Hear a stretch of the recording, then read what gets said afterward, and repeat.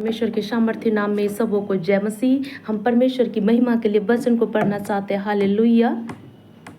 लूका 21 अध्याय 8 को हम देखेंगे। उसने कहा, चौकस रहो कि भरमाए न जाओ, क्योंकि बहुत से मेरे नाम से आकर कहेंगे मैं वही हूँ, और यह भी कि समय निकट आ पहुँचा है, तुम उनके पीछे न चले जाना। हालेलुया। कितना सुंदर वचन है। और सचमुच परमेश्वर का राज निकट है। हमें परमेश्वर लेने आने वाले हैं।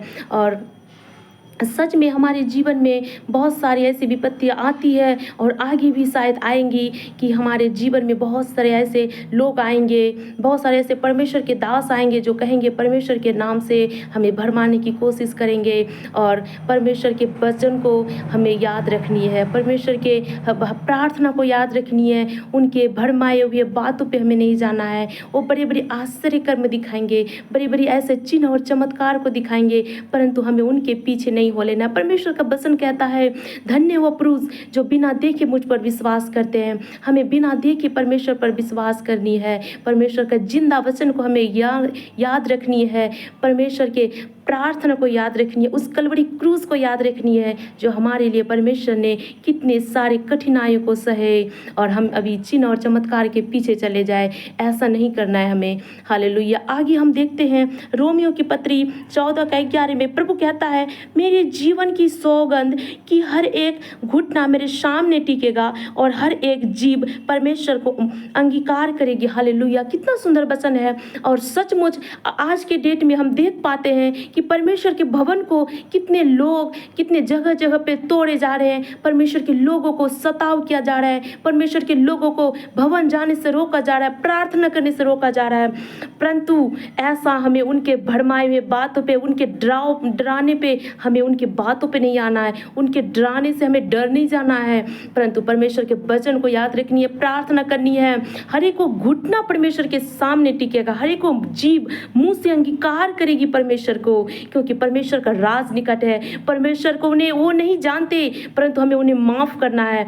परमेश्वर कितना सुंदर वचन कहा था, परमेश्वर कितनी अच्छी बात कही थी जब अपने प्राण को त्याग रहे थे। परमेश्वर उन लोगों के लिए प्रार्थना की और कहा, परमेश्वर इन्हें माफ कर, ये नहीं जानते क्या कर रहे हैं। और हमें भी माफ करने वाला बनना चाहिए। हालेलुया।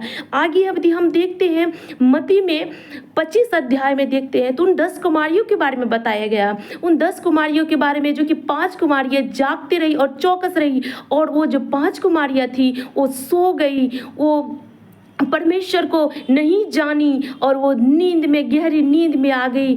जब दूल्हे के आने का टाइम हुआ तो उन 5 कुमारियां जो चौकस और जागते रही वो अंदर चली गई, और इन 5 कुमारियों को बाहर ही छोड़ दिया गया। ये अंदर प्रवेश नहीं कर पाई। इसलिए प्रियो, हम सब मिलके प्रार्थना करते रहे, जागते रहे, चौकस रहे।